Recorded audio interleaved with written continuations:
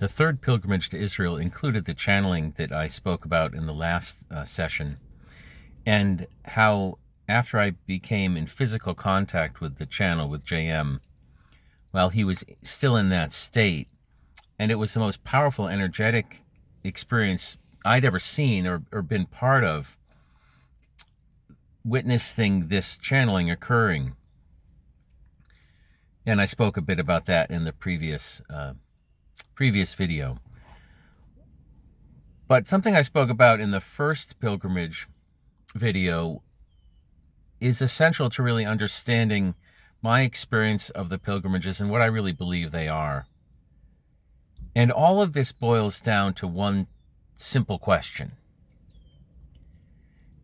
Is all of this really connected with Jesus? With Jeshua, as he's called in the Way of Mastery, and would have been known by his friends. But is that real? Not somebody's connecting with the frequency or something like that. But no, a real being who is engaged, a non-physical being at this time, as we would think of it, but a real being who's actually engaged in a plan for what's called the atonement. So atonement would probably be defined as returning to the complete and full awareness of the truth of oneness, because that's the truth. We're one.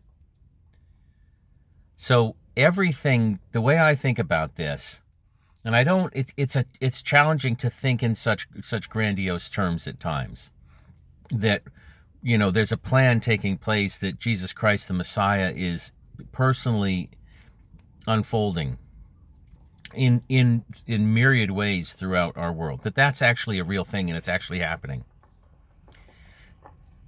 This is not at all what I expected to be part of, but I can't pretend that when I've seen things happen, that this is the thing that makes the most sense. And that in my pursuit of truth, which is how all this started, that this is the only source, the Jeshua channelings through JM, that for me hold up in all of the most important discernment areas.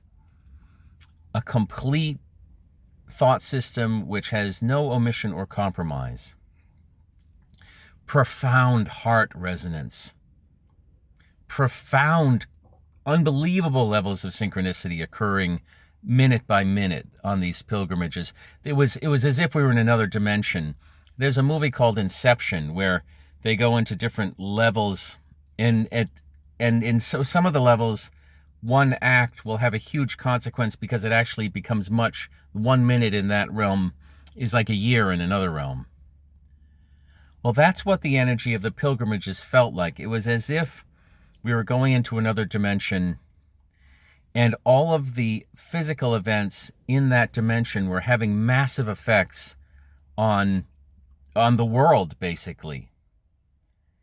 Now, that's ridiculous, unless it's true that Jeshua is organizing and orchestrating this, and that we're merely going along and kind of doing what we're told, along with millions of other beings on the world, no doubt, doing this. It's super important, and when we talk about anything like this, it's really challenging not to think, oh, this is about specialness, this is about being above, or it's not that at all. In fact, if it's that, it means nothing. It's not specialness if it's true, and the key piece here always, and I get it if people have a challenge with this or will refuse to ever consider it, I respect that. But I also respect an honest day-by-day pursuit of truth and seeing things, following things where they go, not just saying, oh, I don't understand that, so I'm just going to not look at it. Or when some remarkable psychic event occurs, people often can just categorize and say, we're not going there. Or if some amazing event occurs in reality, people can just say, oh, well, yeah, things happen sometimes. Well, that to me isn't an honest pursuit. Let's look into what's happening. And around this Way of Mastery work, if anywhere in the world, if anything I've ever encountered, if this is where that's actually happening, Jeshua is actually implementing a plan, and one of the avant-gardes of that implementation are these gatherings, these pilgrimages, it would make perfect sense to me. Again, I call myself a baseball fan from Boston. This is not what I expected, but I am determined to pursue the truth as best I can perceive it. And I've been talking about the series of pilgrimages to Israel. At the end of the first pilgrimage, I mentioned a fellow named Abdi who had these amazing abilities and prescience and so on. And at the end of the trip, he said, "We have lifted Jerusalem up and cleansed and healed it at its etheric levels." And I was like, oh my God, please, God, get me out of here. This is the craziest thing I've ever heard. But there was absolutely part of me that absolutely knew that that was correct. So the pilgrimages are about more than just a bunch of people going and having a trip. At least that's my firm belief. And I believe that's because Jeshua is legit and real, and this is actually happening. And everybody can say, well, how many levels of proof would I need to have this? It's more than some guy talking to me on a video. So, absolutely, go find your own proof. Don't believe anything that isn't absolutely proven to you. Develop trust in your own way. I'm just trying to tell a story. Now, the story is one that, because of my experiences, I believe. But I'm also open to being proven wrong about this, because it all is about pursuing truth. And beyond that, even beyond that, it's about helping those who want to, myself included, be healed of our suffering and illusions. And I think they're the same thing, suffering and illusions. So,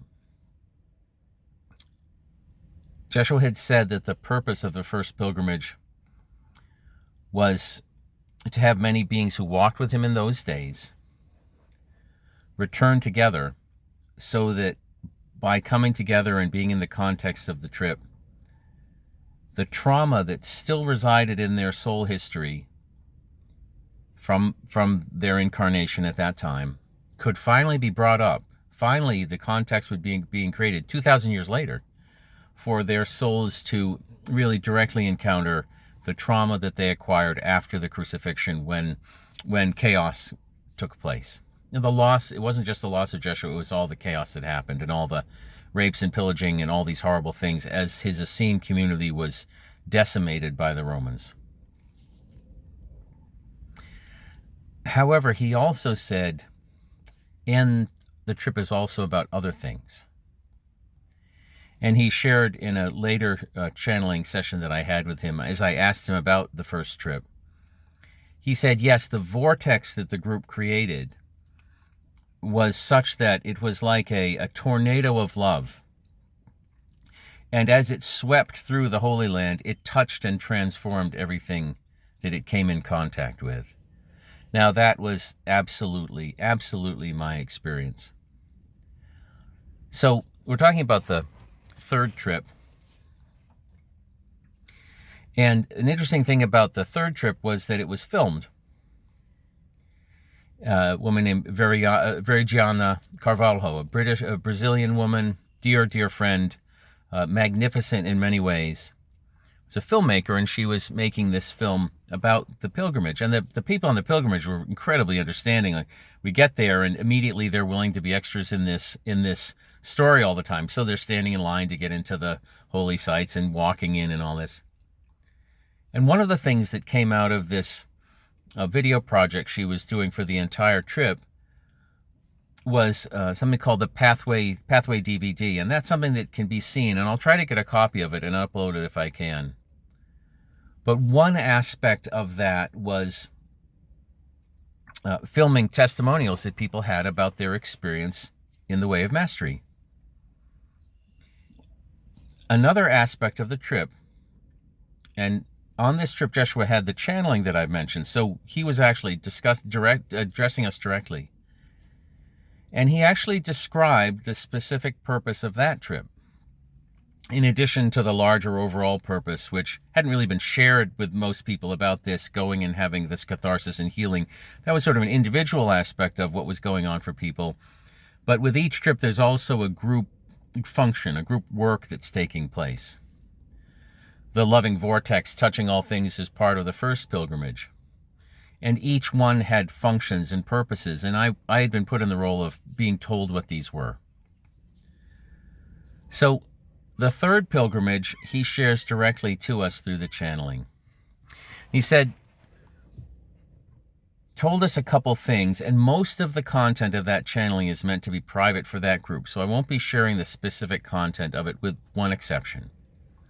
And what he said was that all the beings that were there assembled, and this is in Galilee where the channeling's taking place, on the edge of the Sea of Galilee. He says, all of you lived together in Galilee. You were part of the community. This is as opposed to those who came from outside or lived in Jerusalem or in many other parts of that part of the world in those days where there were people there were connections with. But these beings all were part of a very sweet, heart-centered, small community in Galilee. It was a country place, and one of the sweetest and most gentle places. If you ever get there, it's wonderful. So he said that this group has a very strong, heartfelt connection from their lives together, and coming back together is reactivating the memory of that beautiful, sweet connection. And that was the vortex that was being asked to be created, because then the group would be taking it back with them into the old city for a very specific purpose. Jeshua shared, and this was certainly our experience, that the holy sites had their frequencies diminished a bit, and people weren't really coming. When we went, there was almost no one there for the first 2 or 3 pilgrimages. You just walk into the major holy sites. He said the group will be taking the frequency that they build together. He even said we can look down from where we are and we can see, the group has moved from Jericho to Galilee without having to check in, because it was building from above, as it were, you could see it had such a frequency of light that they could tell. This is something he shares. Again, the key is Jeshua, is it really Jeshua? And if it is, then anything goes. That's my take on it. So let's just pursue the story and see where it goes. So he says you're going to be going back, and for a 5-minute meditation, the group will be split into 6 groups, and we'll go to 6 of the holy sites in the old city. I don't remember specifically what they were right now, but they formed a Star of David in the physical structure of the old city, the 6 sites. And importantly, this will come in much more importance in a later story that'll be told. The upper room of St. Mark's Church, where we believe the upper room was, it was not one of the 6. It was in the middle of them, so a 7th in the center of the Star of David. And for that 5 minutes, the group will gather together, will share a common prayer that Jeshua gave us, and in doing so, reset the frequencies of the holy sites to up it. It's like we're all acting as an energetic channel for him.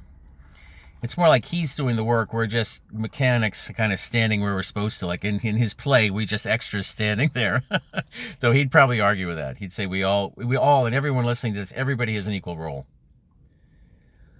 So did that happen, I guess, is a good question. I mean, we had the meditation, but then I will say every single year since, every time we've been on a pilgrimage since, it's been 8 altogether. So every year, every pilgrimage, wasn't one a year, but every pilgrimage after, all 5, the number of people at the holy sites increased every single year dramatically, to the point where on the last pilgrimage, we couldn't even get into the sites generally.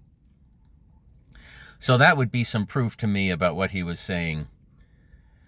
But I also wanted to share that I just had this sense, my name's David, right? And if you ever and I feel very connected with King David, and we'll get into that a little bit more later, and that, the Star of David is connected with that. And so I had this feeling that I was supposed to be connected. I was supposed to be doing something at that time, and I didn't know what.